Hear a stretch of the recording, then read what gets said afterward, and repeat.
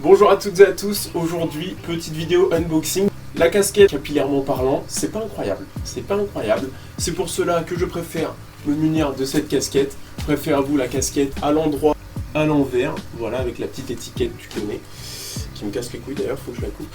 Je vais la garder comme ça parce que j'ai la flemme de la remettre dans l'autre sens. Bref, unboxing qui était prévu depuis 2 mois. Ça fait 2 mois que je me dis, allez, je fais l'unboxing de cette paire, allez, j'y vais.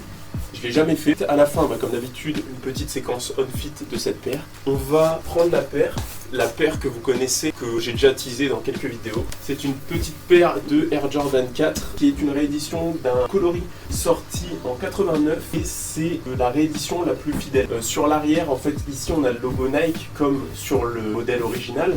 Tandis que les rééditions qu'il y avait eu après, c'était un Jumpman, c'était moins fidèle à l'original. Celle-là, c'est la plus fidèle à l'original. Voilà, juste pour petite info. Bah, je vais l'ouvrir, parce que voilà, petite boîte, petit papier, tu connais. Voilà la petite paire. Donc tu vois qu'elle a été un petit peu portée, évidemment, je l'ai portée 3 fois je crois. Ça fait 2 mois que je l'ai, je l'ai portée que 3 fois. Pourquoi? Parce qu'en fait je la trouve trop belle et j'ai pas envie de l'abîmer. À la revente, elle a un bon petit prix. Mais en tout cas, voici la beauté, elle est magnifique. Donc celle-là, en fait à la base je la voulais pas. Quand j'ai vu qu'elle sortait sur SNS, je me suis dit je vais tenter ma chance. Et après j'ai regardé sur internet un peu plus, je me suis plus informé sur cette paire. Et franchement c'est un modèle qui m'a fait kiffer. J'ai pas été pris sur SNS. Et donc je me suis dit putain j'ai le seum.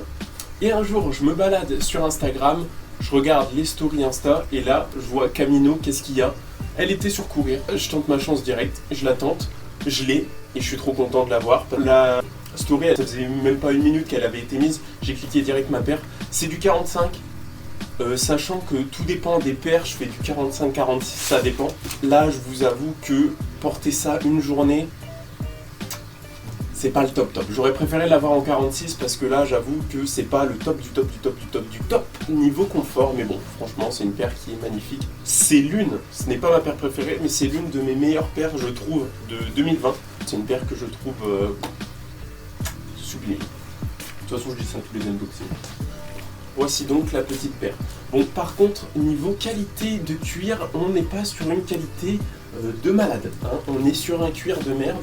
On retrouvera jamais le même cuir qu'on avait sur les paires de 2006. Clairement, regardez, vous voyez un peu le cuir, il fait un peu fatigué alors que la paire, je l'ai portée 3 fois. Mais c'est pas une paire que j'ai réachetée 300-350 € à la revente. Après, par contre, pour le côté historique, pour moi, là, c'est l'un des plus beaux coloris de Jordan 4. Mais ce qui me fait chier, en fait, c'est que c'est un coloris qui, en ce moment, on le voit beaucoup trop. Et ça, c'est un truc qui m'agace. Par exemple, les Jordan 1, c'est un modèle que j'aime beaucoup, les Jordan 1. Seulement, on en a beaucoup trop vu. T'as des Jordan 1 partout. Tout le monde t'en bouffe à toutes les sauces des Jordan 1.